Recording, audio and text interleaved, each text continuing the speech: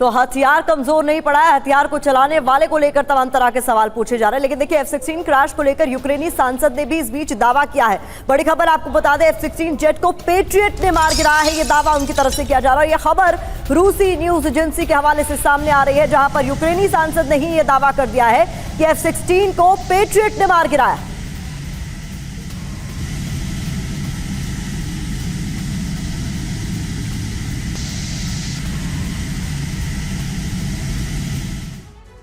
Information mall का रुख करते हुए डिटेल जानकारी आपके सामने रखते हैं कि आखिर F-16 को किसने मार गिराया, और यूक्रेनी सांसद मारियाना बेजुगलाया की तरफ से यह दावा किया जा रहा है। और इस दावे के तहत यह बात सामने रखी जा रही है कि आखिर किस तरीके से F-16 को टारगेट किया गया, F-16 पैट्रियट सिस्टम की चपेट में आया। ये बड़ा दावा किया जा रहा है, यूक्रेनी सांसद ऐसा दावा कर रहे हैं। क्रामाटोर्स्क तैनात पेट्रियट ने क्रामाटोर्स्क एरिया में दरअसल पेट्रियट जो तैनात था उसी ने F-16 को मार गिराया, ये दावा किया जा रहा है। और ये सब कुछ गलती से हुआ है, गलती से F-16 पर फायर किया गया, ये बात भी कही जा रही है। हालांकि इसको लेकर रूस अपने दावे कर रहा है। पेट्रियट एक long range air defence system है जो अमेरिका ने ही यूक्रेन को दिया है।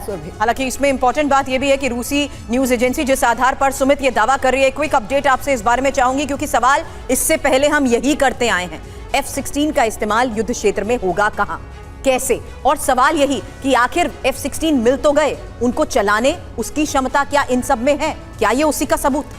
देखिए, अगर F-16 की बात की जाए, दुनिया में सबसे ज़्यादा बिकने वाला है, सबसे ज़्यादा इस्तेमाल होने वाला अगर आप कहें तो फाइटर एयरक्राफ्ट है। 25 से ज़्यादा कंट्रीज़ को इस्तेमाल करती है, करीबन 4700 के करीब इसकी संख्या है जो पूरे दुनिया भर के तमाम देशों के पास मौजूद है। लेकिन ये सिर्फ एक फाइटर एयरक्राफ्ट की उसके निर्माण, उसकी क्षमताओं पर निर्भर करता है, और उसके सबसे इंपॉर्टेंट होता है मैन बिहाइंड द मशीन, यानी वो लोग जो इसको उड़ा रहे हैं, वो लोग जो उसमें आर्म्स एंड एम्युनिशन लग रहे हैं, वो सबसे ज़्यादा इंपॉर्टेंट रहता है। और ये बात लगातार कही जा रही थी कि F-16 की ट्रेनिंग का जो यूक्रेन ने इस्तेमाल किया या फिर जो उनको ट्रेनिंग दी गई वो आधी अधूरी ट्रेनिंग थी। उनको 6 महीने का वक्त भी नहीं मिला ट्रेनिंग को लगातार उनको कंप्लीट करने का, और उसके बाद लगातार वॉर जोन के अंदर जाने का। आप वॉर जोन के अंदर जाते हैं जब आप लंबे समय तक उसकी एक्सरसाइज करते हैं, मैनूवरिंग होती है, उसके साथ कई आप उसको टेस्ट करते हैं कई जगहों पर। तो ऐसे में अगर आप उसको एकदम से इस्तेमाल करेंगे तो निश्चित तौर पर इसी तरीके से वो फाइटर एयरक्राफ्ट गिरेगा। लेकिन अभी भी इंपॉर्टेंट यह है कि अमेरिका इन बातों को छुपाएगा। जब आपको याद होगा कि जब अभिनंदन वाली बात जिक्र हम कर रहे थे, तब ये भी आपको याद होगा कि तब भी अमेरिका ने F-16 की बातों को